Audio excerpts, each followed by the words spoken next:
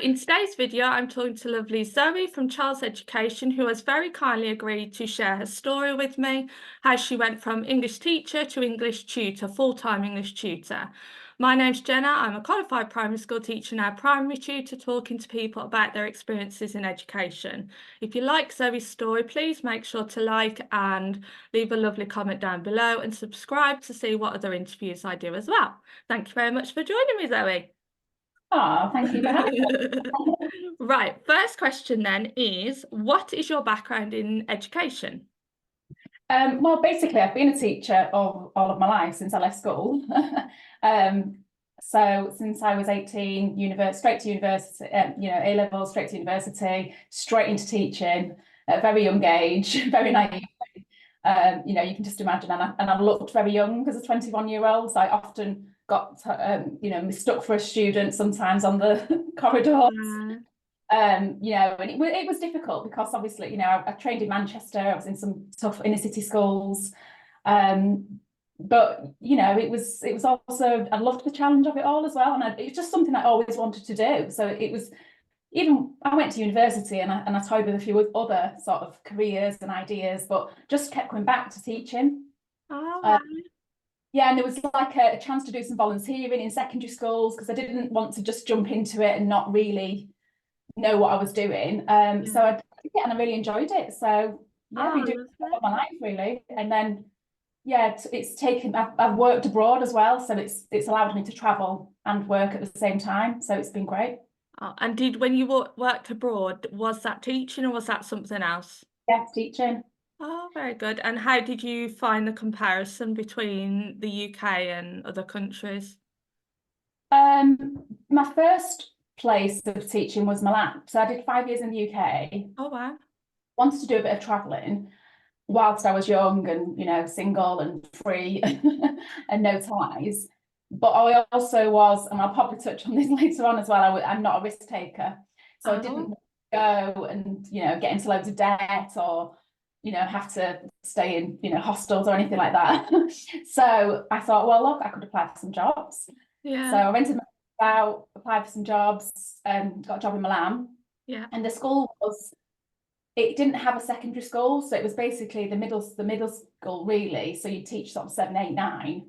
But it was just a different way of life. We were allowed to go out for a lunch and go to the restaurant for lunch, and oh wow, that's totally different to England. Exactly, there was still the pressures of teaching, and it might not be like that now. I'm sure they've moved in, they've really expanded and gone into high school and IB and everything. But it was a very relaxed way of life, and it didn't have the inspections as such. I'm sure they have now. Yeah. I mean, I'm talking years ago. Yeah. But yeah, that was lovely. However, it allowed me to do a lot of traveling around Italy because, you just imagine like you jump on a train on a weekend and you're in a skiing resort or you're in Rome or whatever. And then I went to UAE, I went to Dubai because everyone talked about Dubai. I mean, this was when Dubai again was not really a place that everyone knew about, and it was like, oh, 2008, like going to Dubai, can't do anything there, you can't wear a bikini, that kind of thing. But it was just that I was quite adventurous as a young single person. Well, why not? That was, to start with, it was a little bit more relaxed than the UK in certain ways. They didn't have the Ofsted as such, but they did start to bring things in, so they do have an authority over there, which is very similar to Ofsted now. And it's actually probably more stressful because it's every year. It's not. Oh, okay. Oh, right. So, and there's a lot of pressure because the UAE want to be, the best of the best in education. So, oh, wow. Yeah, so it means that, you go in as a teacher, you don't have union or anything like that. You just have to be really, really good at your job, and if you're not, then I know. I think America, isn't it? They don't have many unions, or they're starting to bring it in. How it works. Yeah, I'm not sure how it works, but I know that it wasn't like that in the UAE. It was totally different. You couldn't complain that you had. I remember being in the UK and we were like, oh no, we've already had a meeting this week. Surely we could go to check with our union. But you didn't mind because you worked hard and you played hard. You had a great weekend, you had beaches, you had sunshine. So it was a way of experience experiencing living somewhere else, whereas also you kept up your teaching, so it was British curriculum, it was still, you know, the same curriculum, that you're teaching the same content kind of thing. And you still had a lot of professional development, lots of opportunities. I had lots of different roles. I went into pastoral. I was like head of house, head of year, that kind of thing. So you still had so many opportunities over there. So it was great. That's incredible. You had such a good start, like so much experience before you like even suppose started even here. So that you brought so much to the role, I imagine, because you've had all that experience and everything. Wow, Yeah, that's really a good. lot of networking, I suppose, because I'll probably touch on this later on as well, but it's people remember you. Yeah. So, you know, old parents get in touch and Yeah. they'll mention your name to somebody. So that's even like following me along now, and it's great because people will recommend me and they know that I've got a business now, Oh, and that's really good. So actually, past you has helped future you. definitely. It's And I funny think how it that all connects. it's really funny, and I think that's something that I just didn't know at the time. You're just quite naive, aren't you? Just sort of like working Yeah. hard and being yourself, really. But Yeah. it's important not to burn bridges and to make those contacts and those connections. Oh, that's amazing. Yeah. So, you obviously did teaching. You've explained to us about that. When did you first hear about tutoring, and what made you consider it initially then? Well, it was probably quite a few years ago. It was quite a common thing in the UAE, you know, like people did want tutors, but there was no Oh, like okay. regulations. I think there are more regulations now. Uh, Yeah. you couldn't obviously tutor the kids in your school or anything like that. There were rules. Yeah. Uh, but you know, you just get somebody say, "Oh, my friend wants a tutor for their kid, can you come to the house?" And it would just start off like that, really. So but it was, suppose I and a lot of teachers thought, yeah, it's quite nice to, you know, go and help someone out and get a bit of extra money, but you were tired, you were really exhausted, so it was hard to then, after a full day's work and meetings, go and do that. So I suppose we didn't really see it as anything that would ever take off. It was just something that some people, I think, because we thought, oh well, you know, those families have a lot of money, so we thought it was like an elitist kind of thing. Didn't think anything of it, but during lockdown, well, before lockdown, really, a few different parents had contacted me and said, you know, I found your information and on LinkedIn, and I used to teach their kids, and then because Dubai was quite a fluid place in terms of like the kids didn't often stay there long. Some of them did, but you know, the families would move along with the dad's job or whatever else, or mum's job. So yeah, I had a parent, you know, they'd moved back to India, and she just contacted me out of the blue, said, do you remember when you taught my daughter in year 7? She's in year 10 now, and she needs some help with the IB. And I was like thinking, oh, but you're in India. And I was in Abu Dhabi at the time. And she said, yeah, well, we can do online. And I'm a proper technophobe. So, believe it or not, I'm not anymore. I should say past tense. I was going to say no, because your reels and stuff are incredible. Oh, thank you. I'm learning. But yeah, so I just thought, oh, initially I thought, oh, I'm not sure. And then, so yeah, you know, jump on Teams or Google Meet we used, because I do use that now, which is funny just because I just used that from the beginning, and you always stick with the thing that you knew, kind of thing. And then, yeah, I used to teach her. And then, you know, when other people approached me, even if they were just down the road, I'd be like, yeah, but can we just do it online? Because, you know, I might as well, because It's so much easier. drive to you. Yeah. And I'd sort of done it already. So I just naturally fell into that, which was then strange because it set me up for COVID. I was doing supply teaching at the time, just for personal reasons. We were going through IVF, and it was like I didn't want to be asking school for time off all of the time and that kind of thing. So, you know, because you have lots of appointments. So it made sense for me to do supply teaching. And yeah, and then lockdown hit. But obviously, my initial thing is, well, I'm not contracted. So they didn't need me anymore because they were all sort of like, you know, well, we can just put the kids together and we're all online. And everyone was muddling through it at that point, weren't they? Trying to figure out how it was going to look online. Yeah. Yeah, but luckily I'd already started to look at things online. Really So worked out. Then in really all of that kind of work.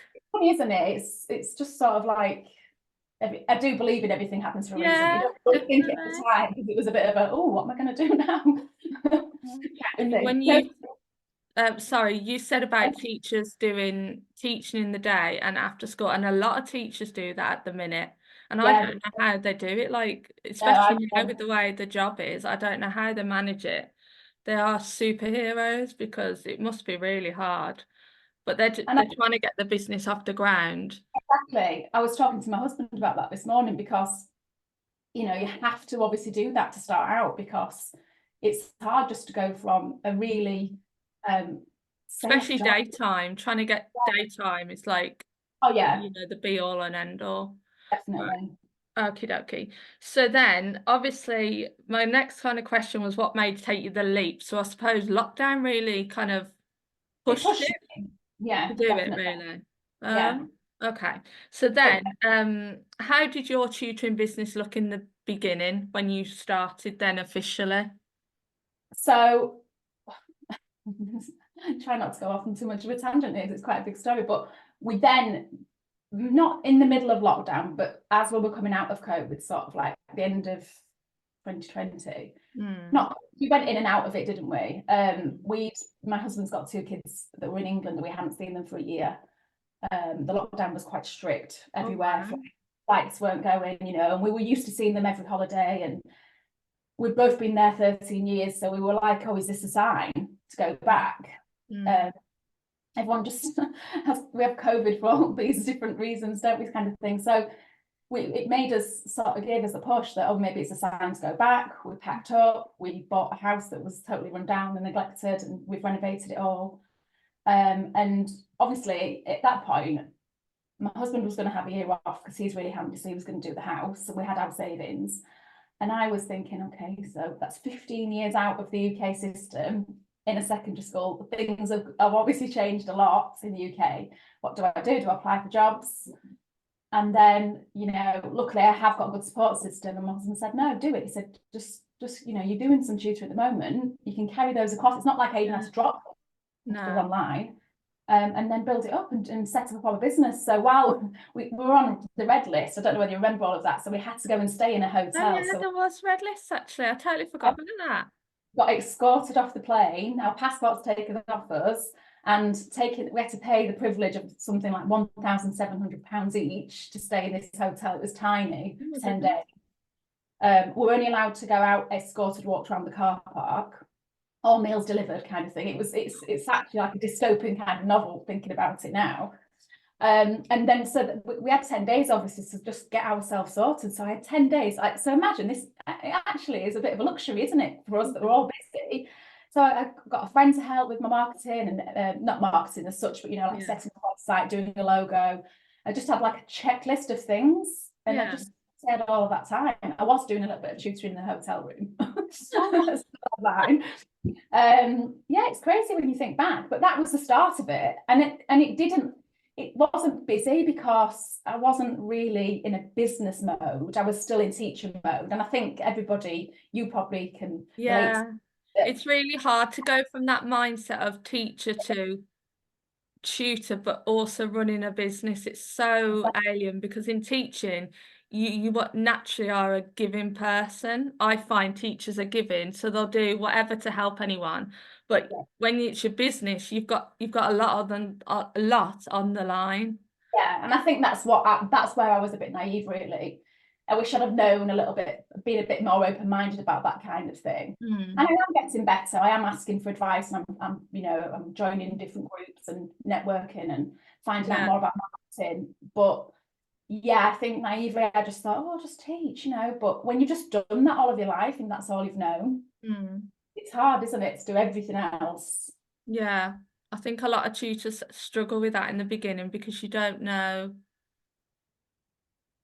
because there's certain things in school that you don't require from people, but when you're in business and you've got to be paid and all that kind of stuff, there's a whole different Yeah. layer to that, and it can be overwhelming. So from that point then, the way you started, how would your what would your business look like now then, and how's it changed?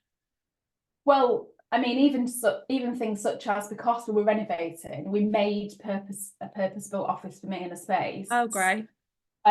because I was teaching in the spare room or on the dining table or whatever else. I mean, it's still online, but it's still not ideal, is it? No. But now I'm in an office and it's sort of not right away from the house, but you go upstairs above the garage. So it's almost like I think it's important to make that time when you're just online and you're not getting out, being face to face, just to have that sort of barrier between, and a difference between and now stop people coming in. and Like, now stop working, stop coming to ask me questions. dog. He likes coming up, but yeah, it's just more. It feels more professional because I'm thinking about, and I'm always thinking ahead. I'm always like thinking, well, I know that 15 students are going to be doing their exams and passing and doing well, and leaving me, and it'll be sad to say bye to them, but they'll do great, and but that will always happen because that's just the nature of business. So you need to start thinking about your next intake. And my next intake and getting interest up again. And there's always that thing, isn't there, of your income and thinking ahead and summer holidays. Just being really on the ball, because you feel like you can never really relax. No, it's different to school. Like in school, you never relax. But with a business, you do, like you say, you have to think ahead all the time, because there could be a period of time where you've got no money coming in. And you have to think, I need to survive. And like even the marketing, like you can't let go of that, I find. You have to, even when you're full, you have to keep up your social media presence, because like you say, if 15 go and then you've got no one inquiring, that can take a few weeks to get people contacting you. And I'm getting better at knowing. The pinpointing the times where people start to get interested. I know that this time everybody wants, the last minute panic, and they've had a mock result and they weren't quite expecting that, and that kind of thing. I did summer, like for example, I advertised summer sessions, and that was quite successful last year. Did summer catch-ups and things like that. Just learn every year, don't you? I always do exam mark as well, because that's really good professional development and learning what the examiner wants, basically, because for me that's helping my teaching as well. You're not like teaching in the dark, are you? You're actually guiding them. So right. But it just in terms of answering your question there, it for me it feels more professional. It's busy. It's constantly ticking over. Touch wood. Whereas at the beginning it was just like, I was almost like letting it pan out a bit more naturally. Whereas now I'm a bit more on it. I'm constantly, like you said, I'm constantly on the marketing. I'm constantly thinking. I'm pushing, and I felt at first a little bit cringy about that. Like, I'm constantly putting things on Facebook. I'm doing that, and I'm going to get sick. People are going to get sick of me. But it's my business. They can just follow me. And you've got to think that, because I find when I've done adverts 2 years ago, and I'll get a parent in contact 2 years later, and they're like, I've just come across, and I'm like, just come across? That's 2 years later. That's crazy. But it's also the thing of a parent they may not need you now, but they'll look at your post and think, oh, right, and my daughter or my child or my son or whatever is coming up to this point. I need to get in contact with them in 3 months' time. So it's just constantly, putting your services out there and then letting social media do its thing, because it is great. Like social media, like I know word of mouth, but for me, social media has been the thing that's, pushed everything. I wouldn't have had a business without social media. And I don't know how businesses do without social media now. I'm not really sure, to be honest, because that is the way forward, and it's a lot cheaper than printing off loads of leaflets or stuff, because I did that in the beginning and I got nothing from that. Absolutely nothing. That's what I was going to do, because I did a couple of courses and that's what people suggested, but then my business is different because I don't necessarily need people in this area. It can be anywhere. They can be anywhere in the world. So it's like you said, social media for me is a it's a better way for me to sort of get known to more people. But again, that's a learning curve, isn't it? Because it's learning what works there, and that's the whole.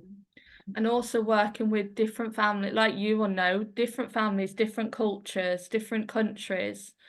different personalities, because I work with Chinese children as well as English children, and totally different way of doing things, and different, because I come from like early years background, it's all play based and but a lot of countries are very much in the worksheet and tick box, and if you do any play based, it's a no. So, and you have to adapt to your client. You can't just say, oh no, I'm going to do this, because if it doesn't work, you don't have a client. Because it's what My they want to sell experience. their customer. Exactly. Yeah, they are the customer, aren't they? That's true. Yeah. Right. So, what has surprised you the most about tutoring? I think it's surprised me, and also people that know me and my friends and family, that actually the way I tutor, because I think everybody was a bit like, oh, you're really social, you're like, meeting people, talking to people, you're going to hate that. And I've actually really liked it. Oh, that's I interesting. actually like being online. I'm still interacting with people. And Yeah, even it's most just people who are different. officers, they're probably going down for, most people haven't gone back to the office 5 days a week. There's a lot of people I know that are 2 days at home. I mean, I know, obviously, I did do some work in a school last year, some intervention. So I did like a full day where I'd go out. And I thought, oh, well, I better keep my foot in the door and that kind of thing when I was offered it. But I actually just preferred to be at home. Because also, like, practically as well, I can teach back to back. I don't have the traveling around or saying goodbye to a parent and chatting for half an hour or any of that. I can get a lot more done in one And the day. safety element as well. Exactly. Yeah, it is. I do obviously, there's still things online that you have to be careful with. And I was the same as you. I did teach for a couple of Chinese companies during lockdown as well. So, I did learn a lot there about, making sure that you have in your safeguarding statement and your conditions that, kids can't be dressed in pajamas or they have the door open and people listening and that kind of thing. But yeah, I prefer that to having people in my house, because I think that brings all a new ballgame. It's another I did consider that, but there's a whole other set of things you have to look into for that, and I just thought, no, I want to keep it as simple as possible, especially when, I don't know about you, but coming from teaching where everything's so like complicated and so much admin and all that kind of stuff, I just wanted it streamlined and just focus on the teaching, that enjoyment, get that love of learning back. Definitely. And I think, I have done a couple of courses recently with tutors who have done really, been really successful teaching groups, hiring out village halls, that kind of thing. So I'm not going to rule it out. Like, I will look into it, but I just think at the minute, don't fix what's not broken kind of thing. This is working really well. My students love it. I have a couple that are really, oh, I'm not sure, I wanted face to face. And they're thinking of, and I always ask them, is it because you're thinking of your online experience during learning during lockdown? And they say, yeah, because it was terrible. We had our cameras off. We just had to listen to a teacher, because it was just everybody finding their feet at that point, wasn't it? And I said, this is different, especially because I do a lot of one-to-one. This is very tailored. It's very personal. It's not camera off and just listening to me. I found that with a lot of mine when I moved on to online, they had really difficult times during lockdown, and it was quite traumatic for some families. There was a lot to ask them to try online, and they very kindly did. And it was obviously very different, but I think lockdown caused a lot of negative links to online learning, and I think it impacted a lot of people. So yeah, there's that as well. So it's just trying to find what works for you, but also making people comfortable as well.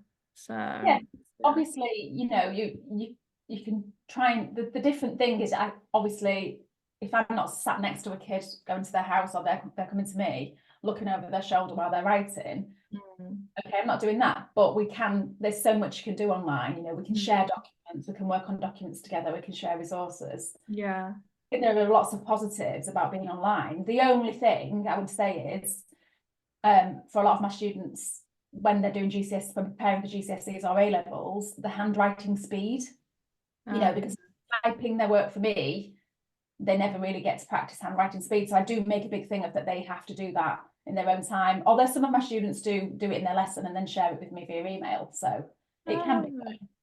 Because you can do like, because I work with younger children primary, and Yeah. I still use practical resources, but I'll do it like on the camera, and I'll say Okay. to them, you have your resources as well. Yeah. And then it's still practical based, but it's just looking at it in like a different way, so Yeah. it can still be fun. Yeah. What has, out of everything, been the biggest challenge for you in your with your tutoring? I think it's going back to what I said about the other things on top of teaching. The business side. Business side of it's been really hard for me because I wasn't business minded. I'm not ruthless enough, I don't think. I think I'm getting better. I don't think ruthless is the right word, but I think it's just more, the strategy and the business Yeah, and, your cash flow or just yeah, loads of things to think about, marketing, everything. You have to be everything in your business. yeah.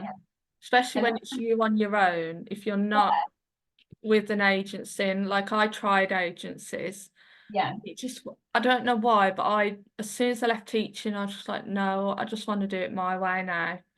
And mm, that's the thing, when you do join an agency, and there's lovely ones, you're following somebody else's rules, and it's not necessarily what you want to do. So I think you've covered this kind of earlier, but what did you bring from your teaching background to tutoring? obviously there's a knowledge and resources and personality, because Yeah, obviously even if you're online, it's the same as when you're in a classroom for me personally. That can come across, but also like I'm thinking like my pastoral experience because I did a lot of like work as a head of year and heads of house. okay. And I think that's really important I mean, most teachers are great at this anyway, but you can still have that empathy and understanding Yeah. over the camera, and you can sense that sometimes my students are a little bit stressed or overwhelmed or You can tell a lot from online learning. definitely. So I think I've brought all of that, and obviously I've been teaching over 22 years, so Yeah, you can just pick up on those kinds of things. yeah. So yeah, and just over the years, being an examiner, doing They all build up like into your bank of exactly knowledge. teaching the texts over and over again, Yeah, uh, knowing little tips and tricks for the exams, that kind of thing, and also just making kids feel really at ease because they're stressed. They're yeah. really stressed, and I'm really feeling that already because they're getting pressure from parents and pressure from their teachers saying, "Oh, 8 weeks to go, 10 weeks to go, or whatever it is." Mm, And sometimes it's like, okay, it's just a case of having a bit of a chat, making them feel at ease, asking them about what they've done, and that kind of thing. It's all of those other things that we bring as teachers, isn't it? That we mm, yeah. There's so many different layers to it, and yeah, like when they'd say to you when we trained, obviously they taught you how to plan and you get everything ready. But if you walked into that classroom and obviously 30 children, within 30 children, there was at least 10 that had a really bad weekend. And there was no way you could deliver that lesson until you'd sorted some element of it out. yeah, And teachers are really good at that because they can spot straight away when a child isn't quite right. And the simplest thing can sort it out. But until you sort it out, that lesson is not happening. And no, until even with online, if they come on and you think something's not right here, you need to have that chat or something yeah. to Or just it be might like, need a bit more support, or it needs to go a bit slower. yeah, Uh, yeah, because you can't be losing your patience and saying, "Well, come on, where are your ideas?" If you can sense that they're mm, a little bit overwhelmed, or a yeah, lot of kids are busy, yeah. and And tutoring, I think, is from the child's point of view, not what the school's point of view. I think that's what the beauty of tutoring is. It's that you are focusing on what the child wants, not wants, yeah, kind of mixture of wants and what they actually need, yeah, that's rather true. than a curriculum that says we've got to do this today. Yeah. And that's, I think, it's quite nice about that. Right. So, um, how have you found the tutoring community?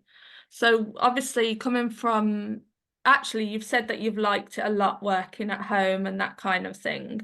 When I started, I found it quite lonely, but I've been lucky to talk to lots of different tutors and, have made friends now. How has it been for you? Yeah, I didn't really network to start with because I think I thought they're all my competition. Yeah, And I think so. And I think that can come from teaching, possibly. it is, it's such a teacher thing, isn't it? And I think you just think, oh, well, you know, they might steal my potential students. And I don't think I realised how much opportunity there is out there. You know, there's a lot of Yeah, students that want tuition, or a lot of parents that want tuition. There's enough work to go around, is what I'm trying to say. So yeah, I think at first I was a bit like, oh, I don't know whether I didn't really think about doing that. But then I have, like, you know, obviously networked more online really, yeah, and joined, joined marketing groups and different things. So I have like, and in some of those groups, they're not all teachers. yeah. They're, business women or men, or, you know, setting up by themselves with other businesses, Oh, not great. so that's nice as well. Because I think when you're a teacher in a classroom, you don't really meet people out of education. You just seem to meet teachers. No, and that isn't always helpful, I don't No, find, no, it's because not. if you're surrounded by it and you're stressed by it and then everyone's talking about it, it doesn't always Yeah, so help. I've found I've just found everybody really supportive and really helpful. Uh, Mm. you know, and people remember you. They'll, like, they might sort of say, well, I haven't got space now, but I'll recommend Zoe, or I'll do the same to them. You know, or if they're a maths tutor, and, you know, I've had in the past somebody come to me and say, oh, you know, well, can you help me just review my son's paper because she was querying the mark. Oh, yeah. And you know, and I spent probably a good hour or two doing it, and she, you know, can I pay you, kind of thing. And I said, no, you know, but if you if you do get anybody asking for English, then, you know, remember me, kind of thing. And I think it's just nice to have that, isn't it? To do each other favours and to Yeah. I think just, that word of mouth within tutors is very good yeah, and very effective, because like now, because like more tutors I know, it like, because I'm only primary, but I'll always like tag someone that I know that possibly has spaces, like you say, so that, because it's hard being self-employed, like you appreciate the work sent to you, and it yeah. kind of helps you as the years go on, and the more people, you don't have to do, you still have to market, but it's not as hard as the beginning, I found. No, it Definitely does get not a as lot hard. easier because the ball's rolling. And like you say, once you get going with social media, you know, you said earlier about that post that was 2 years ago, someone had seen it. Mm, It's out there, isn't it? So mm, yeah, I think yeah. it's, and I don't know, I think sometimes we don't really give ourselves enough credit because it's hard, and we've done really Yeah. well. Somebody said to me the other day, yeah, but, you know, certain percentage of businesses fail in the first year, and you say you are doing well, and I'm like, oh, okay then, because this is coming up to my third year now. Oh, It's crazy, it's gone really yeah. fast. It goes really fast. It does go. And I think that might be from teaching as well, because you're always looking at the next thing. You never stand and think, well, what have I actually achieved? What have I That's actually done? Because you're always told, oh no, that's not good enough. You've got to do this. You've got to do this. And you think, well, hang on a minute. I'm like working as hard as I possibly can. like it's ingrained in us, isn't it? You know, that there's something up this, you know, even when you have an observation and you know it's gone really amazing, there's got to be something for you to work on, I kind of thing. They will know. find some. I Um, find that with children though, because of like, oh, you have to give them a target. And I'm like, can't you just say to them, you've done a great job? I mean, Can't you sometimes just I say, think well done for the effort you put into that? true. You know, if I see a grade 9 piece of work and I'm like scratching my head thinking, oh, what else? I don't even know You're whether like trying to think, what can I say that they have to do next? And you just see the kid's face just deflate, and you're like, oh, anyway. Right. So if you were starting out again as a tutor, I think I kind of know what you'll say, but what would you do differently? Yeah, you're probably gonna know. I would Yeah, I definitely think I know from what end you've up said. more from the beginning. Yeah. I would I would say, like, get help from the beginning. Like, don't feel like you have to be a superhero at everything that you do. Yeah. And it's not like a weakness to say, well, I need a marketing person to help me with this. I need an accountant to help me with this. I need, you know, it's not a weakness, is it? You just need to have No. this support system. Yeah. Uh, and I think maybe not think it's just going to happen naturally. You No, know, it takes time, be, doesn't it? yeah, just really be ahead of the game and Yeah. plan, and always be. I am a little bit more like that now, though. I'm a little bit more like, on it and thinking ahead. Yeah, I think. And also not be afraid to change, I think, you know, because at first I was always much like, well, I'm one-to-one, it's tailored and that's it. And then Yeah, I'm not going to groups, but now from September I am moving to some groups because I've done a few courses and, you know, met with a few tutors and thought, actually, yeah, there's a real benefit for students and me to do yeah, groups. yeah. I Um, started groups, and it is really nice actually to have a group of kids to work with, to bounce off each other. And I think it is like you say about asking for help and stuff, because again, in teaching, if you ask for help, I find that was a sign of weakness. yeah, Whereas to do better in a business, you do have to ask for help, you do have to share ideas. So yeah. Right, okay, we're nearly at the end, but just a couple more questions. If you had one piece of advice for a new tutor starting from brand new, what would you say to them?